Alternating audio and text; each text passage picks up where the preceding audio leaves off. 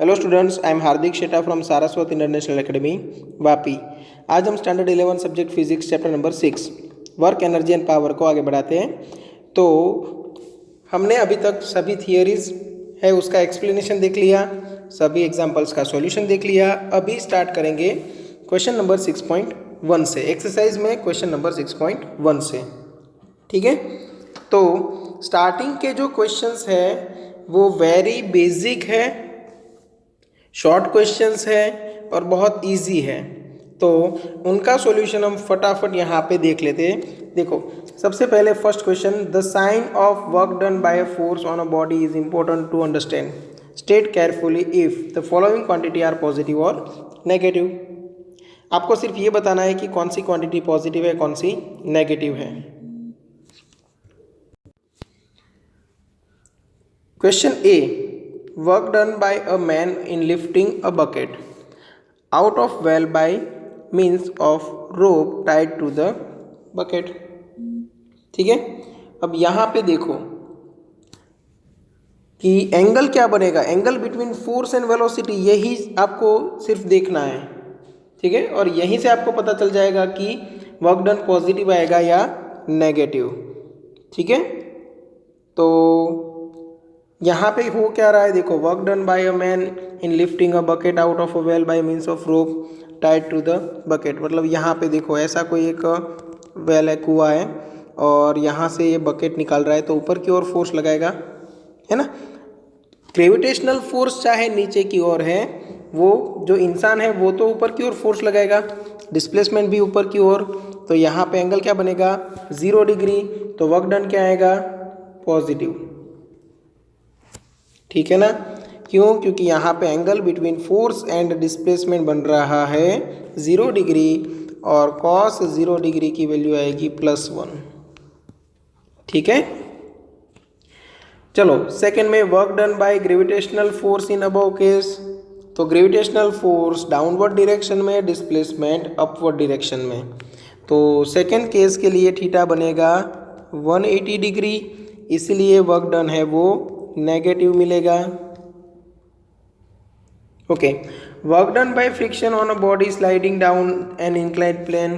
तो work done by friction, friction है वो मोशन की ऑपोजिट डायरेक्शन में रहेगा।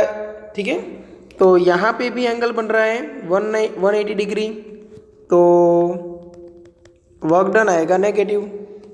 ओके, डी देखो, work done by an applied force on a body moving on a rough horizontal plane with uniform velocity. Work done by applied force. Okay, अब वो uniform velocity से travel कर रहा है ना। तो यूनिफॉर्म वेलोसिटी से कब ट्रैवल कर सकता है, जब फ्रिक्शनल फोर्स और अप्लाइड फोर्स सेम हो। तो ये फ्रिक्शनल फोर्स है और ये अप्लाइड फोर्स है, और वेलोसिटी यूनिफॉर्म है, और डिस्प्लेसमेंट ये डायरेक्शन में रहेगा, क्योंकि डिस्प्लेसमेंट की डायरेक्शन में ही अप्लाइड फोर्स होगा, फ्रिक्शनल फोर्स ऑपोजिट डायरेक्शन में हो सकता है। तो इसके लिए वर्क डन आएगा पॉजिटिव, क्योंकि एंगल बनेगा 0 बिटवीन फोर्स एंड डिस्प्लेसमेंट। तो यहाँ पे वर्क डन आपको फिर से क्या मिलेगा, पॉजिटिव, क्योंकि angle between force and displacement मिलेगा आपको 0। Okay, E, work done by the resistive force of air on a vibrating pendulum in bringing it to rest. Work done by the resistive force of air on a vibrating pendulum in bringing it to rest। अब rest में लाने के लिए क्या करना पड़ेगा, opposite direction में ही force लगाना पड़ेगा। तो फिर यहाँ पे भी एंगल क्या बनेगा, 180 डिग्री, और 180 डिग्री एंगल बनेगा तो यहाँ पे नेगेटिव वर्क डन आएगा, क्योंकि थीटा इक्वल टू 180 डिग्री है। ठीक है, सिंपल है। ये 6.1 का सॉल्यूशन हो गया। अभी बात करते हैं 6.2 के लिए। देखो, a body of mass 2 kilogram, a body of mass 2 kilogram initially at rest moves under the action of applied horizontal force of 7 Newton on a table with coefficient of kinetic friction 0.1। तो यहाँ पे work done by the applied force in 10 second हमें find करना है। उसके बाद work done by friction in 10 second find करना है। उसके बाद work done by the net force on a body in 10 second find करना है। Change in kinetic energy of the body in 10 second find करना है। बहुत सारे क्वेश्चंस हैं, ठीक है, वन बाय वन सॉल्व करते हैं। चलो सपोज मुझे ए का सॉल्यूशन करना है, work done by applied force, ठीक है। तो उसके लिए सबसे पहले हमें देखना पड़ेगा कि डिस्प्लेसमेंट कितना है, ठीक है। तो डिस्प्लेसमेंट कितना हुआ उसके लिए क्या करना पड़ेगा, नेट फोर्स फाइंड करना पड़ेगा, ठीक है ना। तो सबसे पहले हम क्या करते हैं, किसी एक पर्टिकुलर क्वेश्चन का सॉल्यूशन नहीं करते, पहले डिस्प्लेसमेंट निकाल लेते हैं, ठीक है। तो एफ नेट क्या रहेगा, applied force minus frictional force, applied force minus frictional force मतलब म्यू के इंटू एन। तो एफ माइनस म्यू के इंटू क्या करना पड़ेगा, एम जी, क्योंकि नॉर्मल फोर्स यहाँ पे हॉरिजॉन्टल सरफेस के ऊपर मास रखा है, तो अप्लाइड फोर्स नॉर्मल फोर्स है वो क्या बन जाएगा, वेट। ओके, एफ आपको क्या दिया हुआ है, 7। म्यू के की वैल्यू कितनी है, kinetic friction, coefficient of kinetic friction वो है 0.1। चलो मास कितना है, तो मास है 2 किलोग्राम और जी की वैल्यू है 9.8, ठीक है। तो यहाँ पे आपको एफ नेट मिलेगा, बट समझो एफ नेट की जगह पे मैं क्या लिख सकता हूँ, मास इंटू एक्सेलरेशन, मतलब यहाँ पे 2 इंटू ए, समझ में आया। तो यहाँ से मुझे एक्सेलरेशन मिल जाएगा,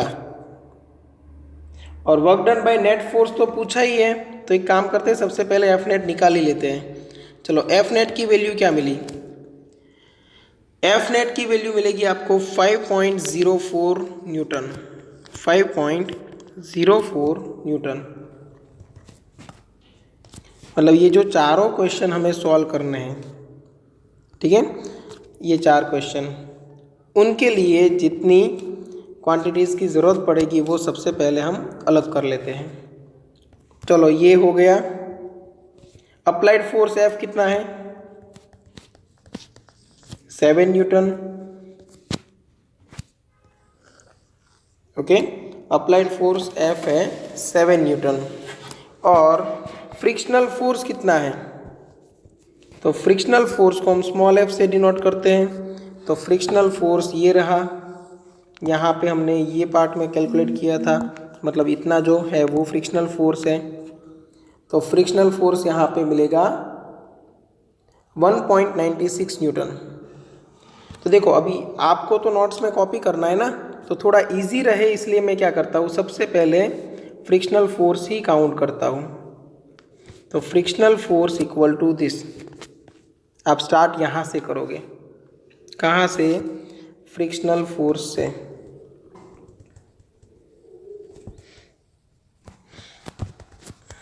तो ये मिलेगा आपको 1.96 न्यूटन, ठीक है।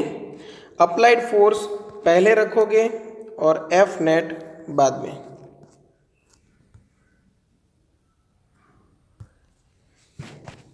इससे क्या होगा कि एक रिदम में आप कैलकुलेशन करोगे तो इजी रहेगा,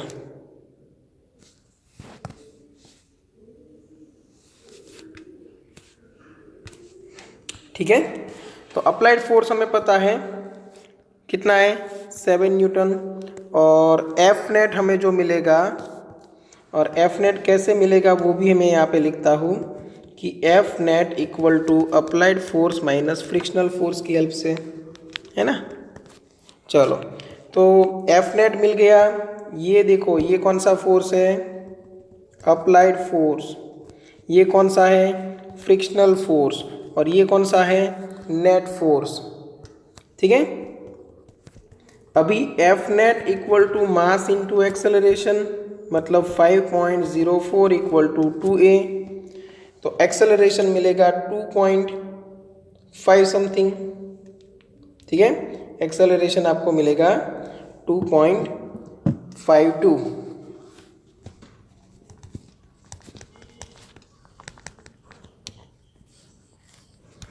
और फिर डिस्प्लेसमेंट फाइंड करना है आपको। तो डिस्प्लेसमेंट x इक्वल टू क्या करोगे, ut plus half A T square, U T plus half A T square, U T तो ज़ीरो रहेगा क्योंकि इनिशियली रेस्ट पे है, हाफ एक्सेलरेशन 2.52 और टाइम आपको 10 सेकेंड दिया हुआ है तो 10 स्क्वायर, तो ये मिल गया 1.26 मीटर। ये क्या मिल गया? डिस्प्लेसमेंट।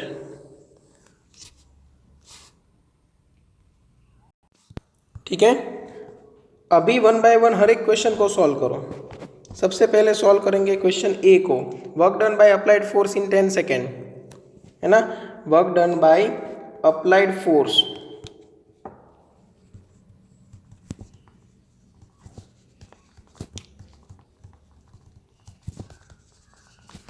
चलो, work done by applied force में क्या आएगा? Applied force into displacement. अब अप्लाइड फोर्स कितना है? अप्लाइड फोर्स है 7 और डिस्प्लेसमेंट है यहाँ पे आएगा 126। हाँ, तो ये 126, 7 इंटू 126 कर दो, आपको मिलेगा 882 joule.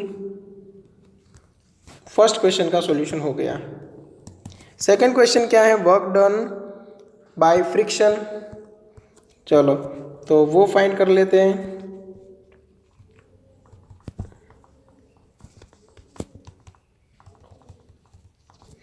Work done by friction में क्या रहेगा? Frictional force into displacement into cos 180 degree, cos theta आएगा ना।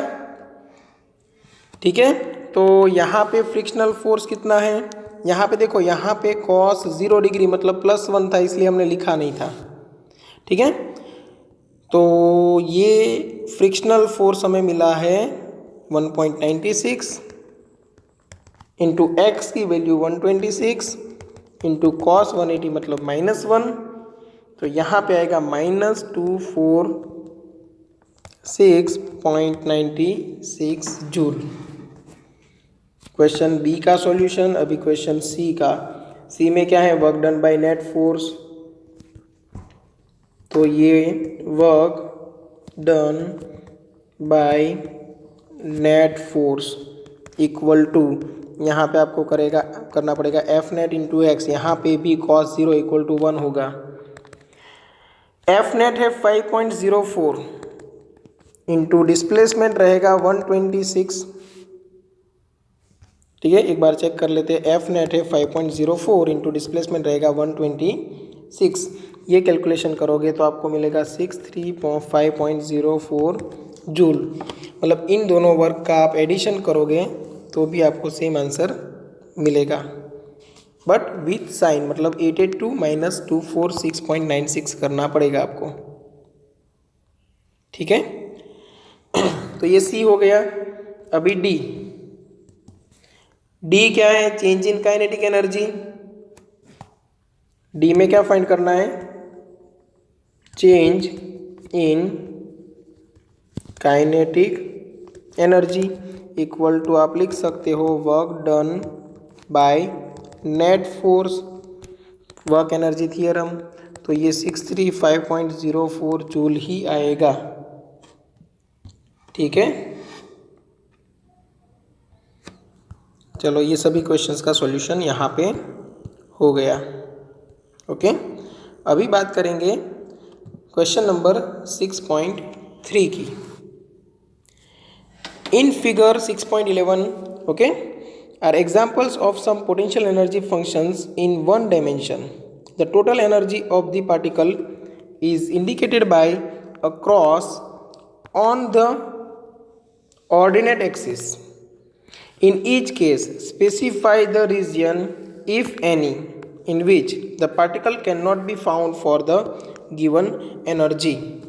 Okay, also indicates the minimum total energy of the particle must have in each case.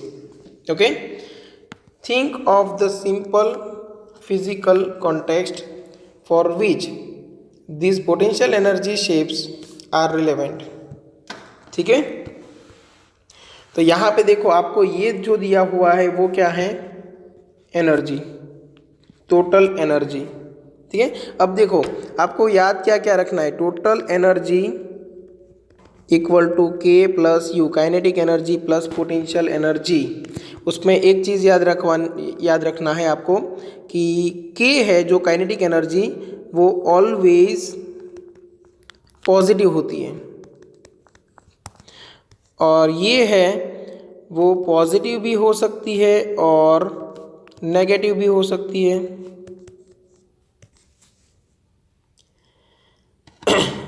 ठीक है,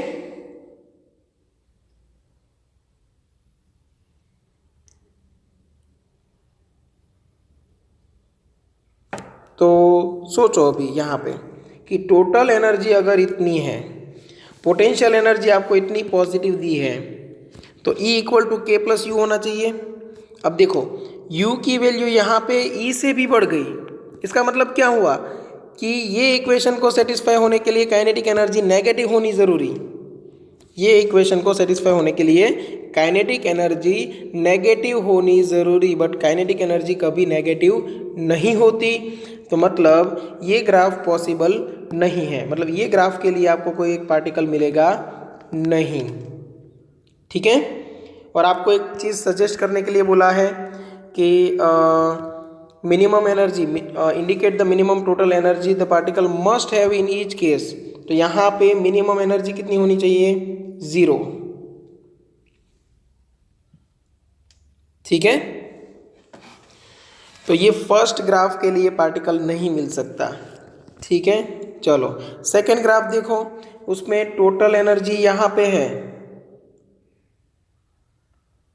तो पोटेंशियल एनर्जी अगर बढ़ गई तो काइनेटिक एनर्जी को नेगेटिव होना पड़ेगा, और काइनेटिक एनर्जी नेगेटिव हो नहीं सकती, मतलब ये भी पॉसिबल नहीं है।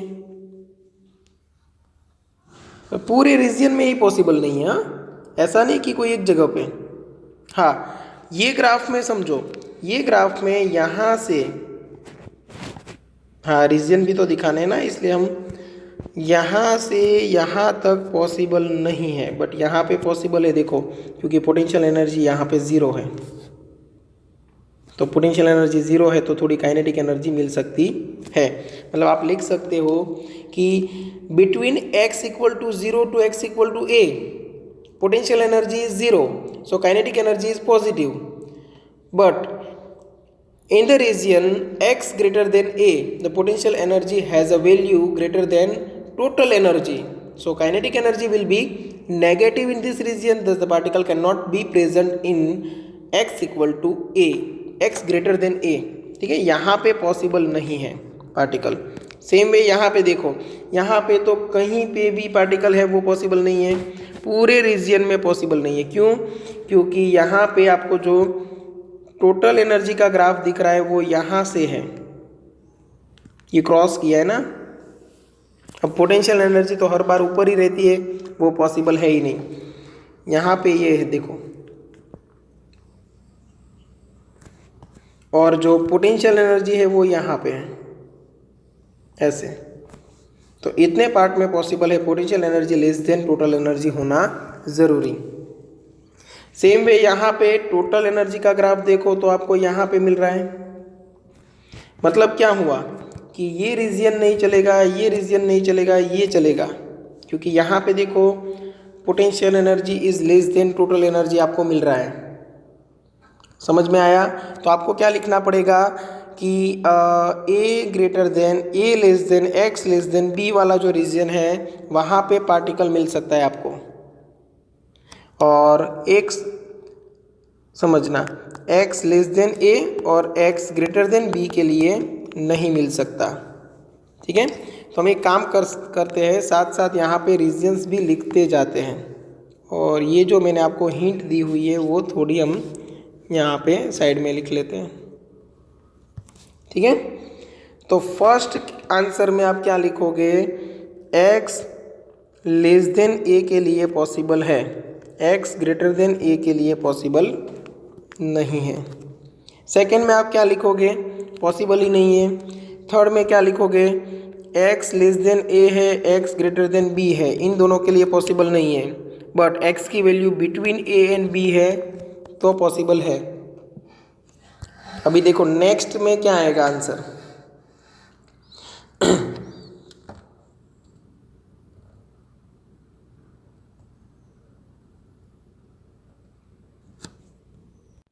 तो नेक्स्ट में यहाँ पे काइनेटिक एनर्जी है वो आपको ये लाइन में दिख रही है, देखो, है ना। तो कौन से रीजन में पार्टिकल है वो एग्जिस्ट नहीं करेगा, एक तो ये वाला और एक ये वाला, क्योंकि पोटेंशियल एनर्जी बढ़ रही है। मतलब -a/2 less than x less than -b/2, यहाँ से स्टार्ट करके यहाँ तक नहीं चलेगा ना, लेस देन -a/2 यहाँ पे पॉसिबल नहीं है। और दूसरा रीजन कौन सा है, तो a/2 से लेके b/2 तक, क्योंकि ये पार्ट में देखो बढ़ रही है, तो a/2 less than x less than b/2 यहाँ पे भी पॉसिबल नहीं है। ये दो आंसर है। बाकी सारी जगह पे पार्टिकल एग्जिस्ट कर सकता है, जहाँ पे total energy greater than potential energy हो रही है, वहाँ पे सभी जगह पे पार्टिकल एग्जिस्ट करेगा। ठीक है, चलो next question.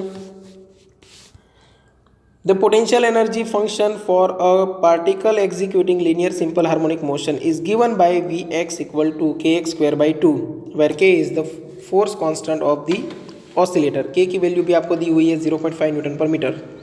The graph of Vx versus x is shown in figure. यहाँ पे देखो पोटेंशियल एनर्जी को Vx से डिनोट किया हुआ है, ठीक है। Potential energy V at position x.